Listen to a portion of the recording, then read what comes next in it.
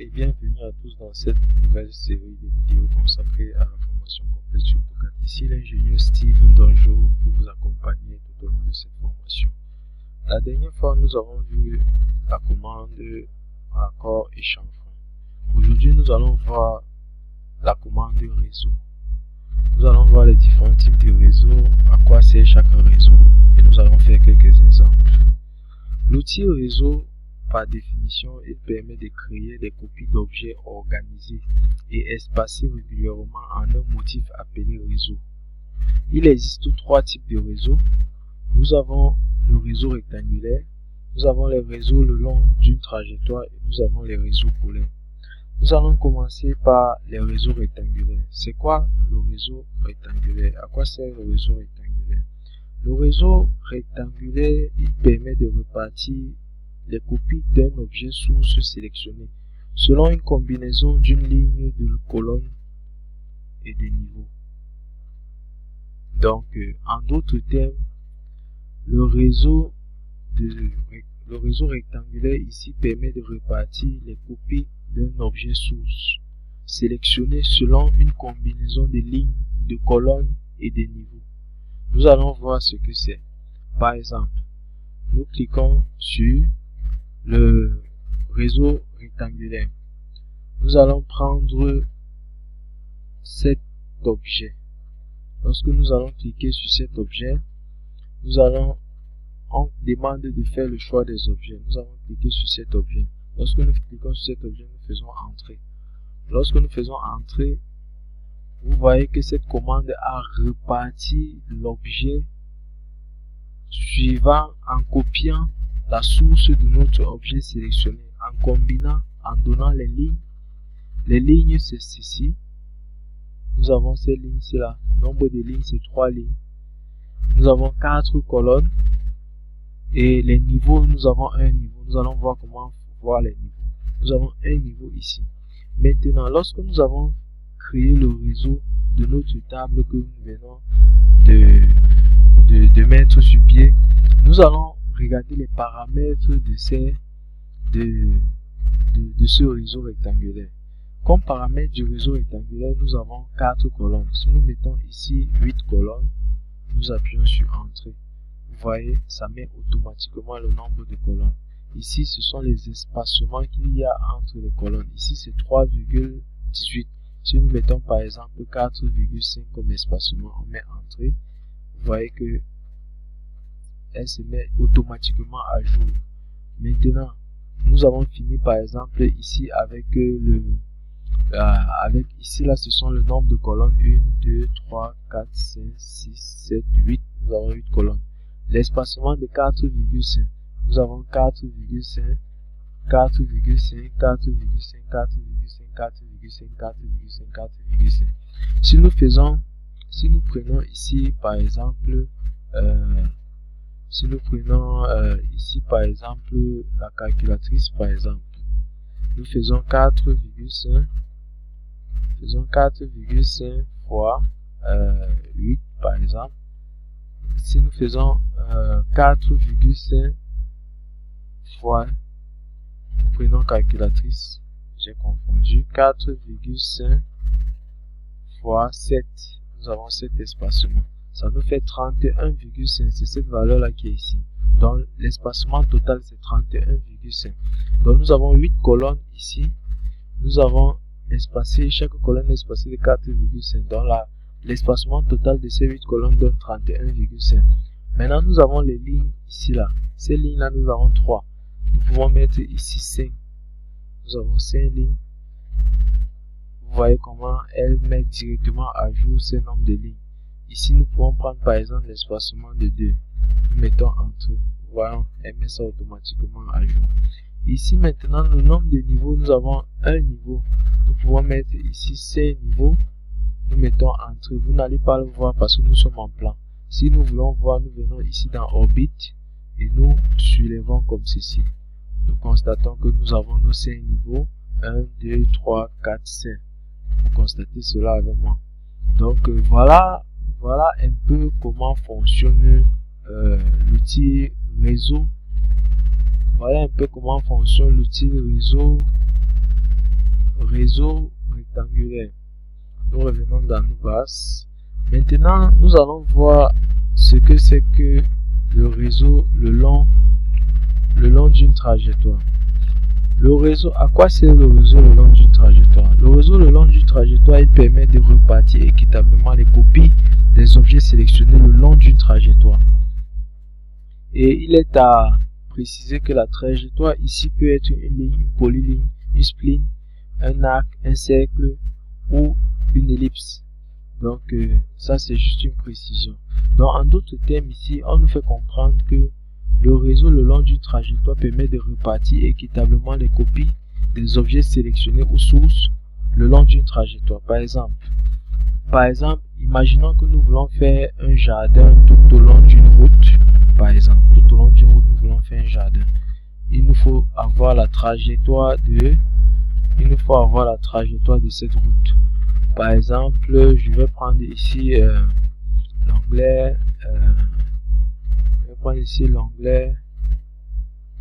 Polyligne, l'outil polyligne. Je clique là, je viens là sur arc par exemple. Je viens là sur arc par exemple. Je clique comme ceci.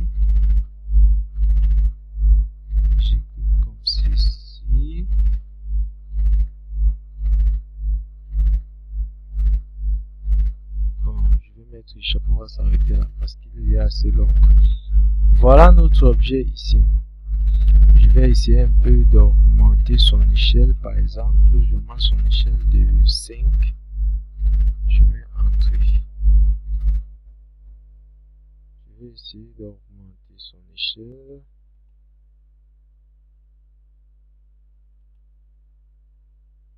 D'accord. Nous avons augmenté son échelle. On va essayer de repartir, comme nous a dit la définition de le réseau le long d'une trajectoire est repartir équitablement les copies de l'objet sélectionné le long d'une trajectoire. Donc voilà notre objet sélectionné. On va essayer de la repartir équitablement le long de cette trajectoire-ci. Nous allons prendre développer réseau. Donc prendre réseau, on demande de sélectionner l'objet. Nous sélectionnons l'objet. Nous faisons entrée. On demande de sélectionner la courbe. Nous sélectionnons la courbe. Vous constatez qu'elle met automatiquement l'objet le long de cette courbe. Donc cette commande nous permet de repartir par exemple même des lampadaires le long d'une route si on utilise le réseau le long d'une trajectoire. Donc elle est très avantageuse pour des projets dont nous voulons nous-mêmes élaborer certaines données. Donc vous pouvez aussi modifier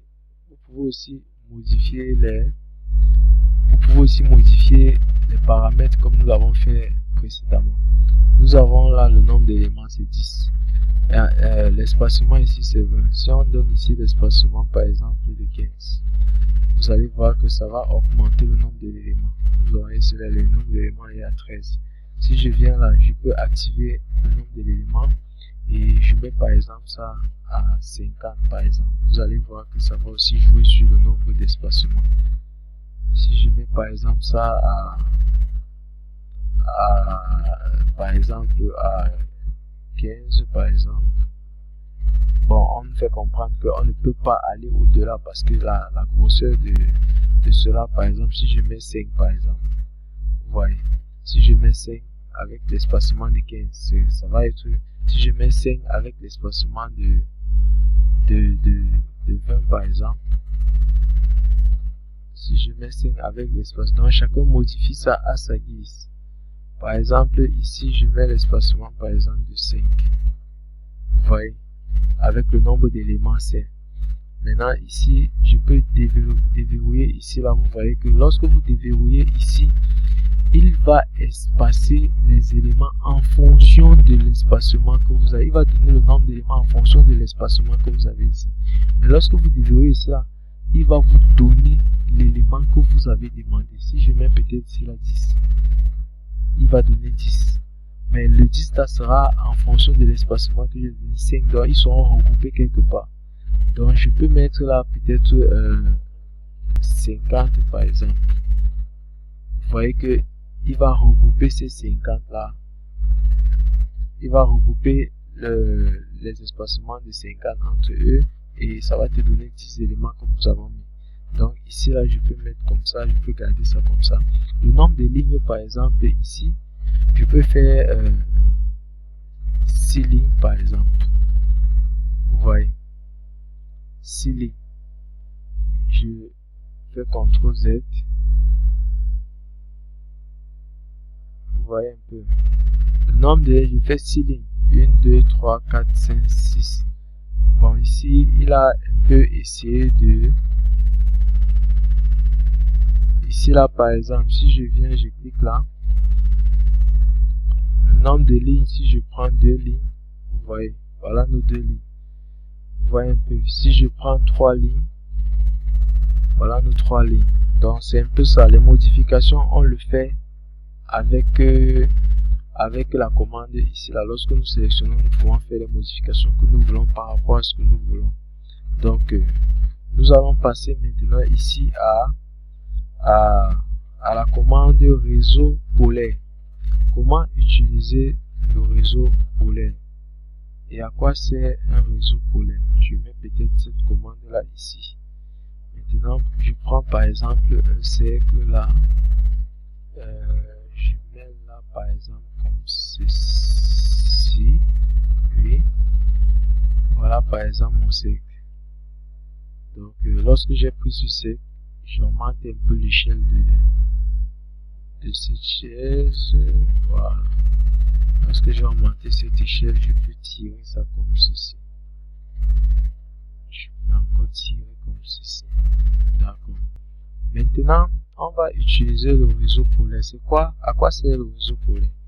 Le réseau polaire permet de créer des copies d'objets équitablement repartis dans un réseau circulaire autour d'un centre ou d'un axe de rotation. Ça veut dire que pour ceci là, nous allons repartir cet objet autour d'un centre ou d'un axe de rotation. Si nous cliquons là maintenant, ici par exemple, nous cliquons réseau polaire, on demande de sélectionner l'objet dont on va effectuer cette répartition. Nous sélectionnons cet objet, nous appuyons sur entrée. On demande de spécifier le point ou le centre. Nous venons là, quand nous venons, nous partons aux extrémités, nous revenons, le centre sort, on spécifie le centre. Vous voyez qu'il repartit autour en fonction des écarts. Donc on ne va plus perdre le temps à vous dire comment modifier cela ou bien comment repartir cela. Par exemple ici je peux mettre le nombre peut-être 8. Si je mets 8, je mets entrée, vous voyez, il va donner une répartition équitable par rapport à un angle de 360 degrés. Merci d'avoir suivi cette vidéo. N'oubliez pas de vous abonner pour encourager la chaîne. Ciao, ciao.